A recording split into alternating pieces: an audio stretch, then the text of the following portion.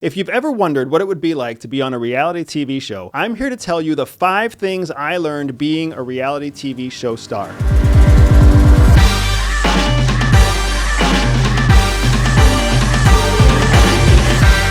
My name is Andrew Bustamante, and I was recently the co-host of a brand new History Channel show called Beyond Skinwalker Ranch. A brand new show that just launched in 2023, and it was a spin-off of History Channel's very, very successful show, The Secrets of Skinwalker Ranch. I had calls before from people in the TV world, and almost every call from somebody in television ends up turning into a dead end or a dry lead. And if you've had those calls, you know exactly what I'm talking about. Then a few short months later, I found myself fully onboarded, fully recruited, and all contracts and paperwork signed to do my first reality television show, and it was not at all what I was expecting. I felt like it was going to be easy, that making a TV show was going to be fun, kind of one of those things where you tell your friends and family for the rest of your life, like, oh, I did this thing on TV and it was so great and it was so awesome and I can't wait to do it again. It's actually so much more work than anybody ever admits. Television is 100% more of a grind than it is a cakewalk. And some of the realities that I came face to face with during my 3 months of filming season 1 of Beyond Skinwalker Ranch were absolutely astounding. So that's why I'm really excited to share them with you. Reality number 1, the TV shooting schedule is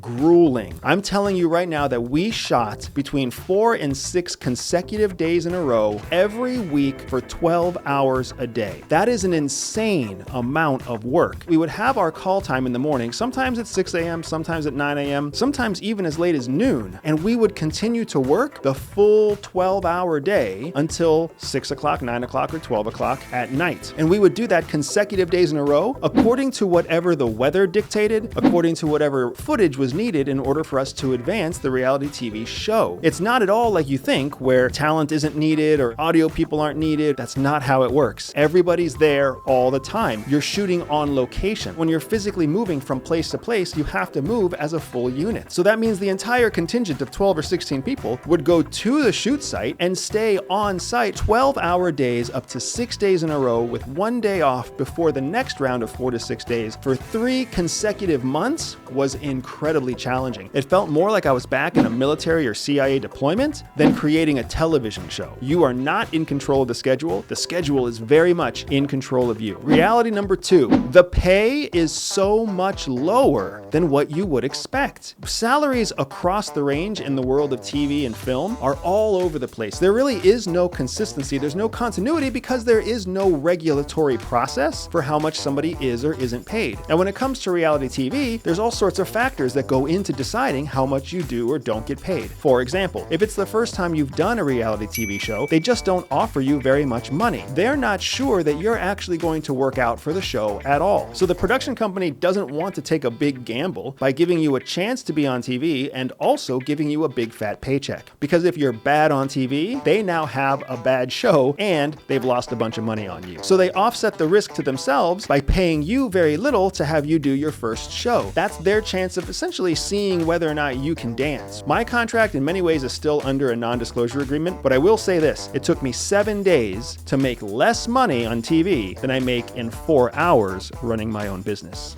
Reality number 3, the most impressive and important work actually happens off camera. Every lens that's used is being carried by a camera operator, and those camera operators are some of the most impressive people I have met. And think about where you've seen reality TV. You've seen it in dangerous places, you've seen it in foreign jungles, you've seen it with insects and snakes and spiders. Everywhere you have seen a reality TV show, there is a camera operator holding the camera. Even a low-budget television show has a minimum of 4 cameras. There's also an audio engineer at all times with a boom mic above monitoring the microphones that are on everybody's chest or in everybody's clothes. With Beyond Skinwalker Ranch, our crew took us to places all over the United States. We were in places where the temperature was negative 20 degrees. We were in places during blizzards. We were in places where we were exploding dynamite. Everywhere we went, the camera crews and the audio crew went with us. It's incredible to think of how hard those people had to work to keep up with what we were doing in reality, in real time, unscripted, and just naturally.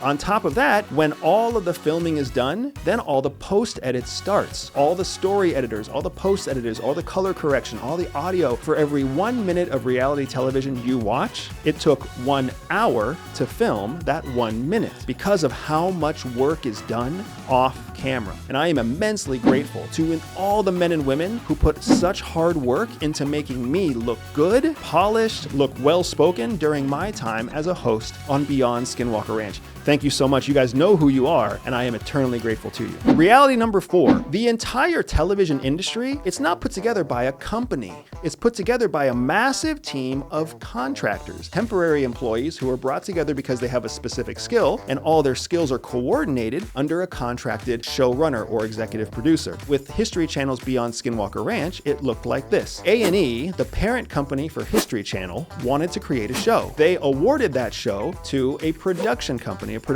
called Rail Splitter Studios. Rail Splitter Studios then contracted a showrunner to create and run the entire show. That showrunner then contracted multiple camera people, audio people, production assistants, etc., researchers, hired all these people as independent contractors, including 2 people to be the cast and the talent, myself and my co-host Paul Beeben. We were all independently contracted to create this show together. So nobody worked for anybody else. Everybody was an independent contractor working against an independent contract for just that one show. Nobody within the same company. You essentially have all the risk of the show falling on one person. The very first contractor, that showrunner who's directly hired by the production company. Because everybody that showrunner hires is not necessarily accountable to the showrunner, but they all have to do their job, and they have to do their job in the right order, in the right way, at the top of their game, in order to make the show that the showrunner wants to create. Just like when I show up on the ground and I've got my FBI counterpart and my DIA counterpart and my Air Force counterpart and my Marine Corps counterpart, we're all independent, but we're working towards the same mission. That's exactly what it was like to do the Beyond Skinwalker show for History Channel and A&E. Reality number 5 was probably the one thing that blew my mind the most. The way you can determine whether a show is successful or not is by watching the commercials. If the commercials that occur during the show are high-price commercials, big name brands, expensive products, they have international or national appeal, that's how you know that the show is a success. But if you're watching a show and you find out that it's a niche type of advertising, they're advertising primarily for old people,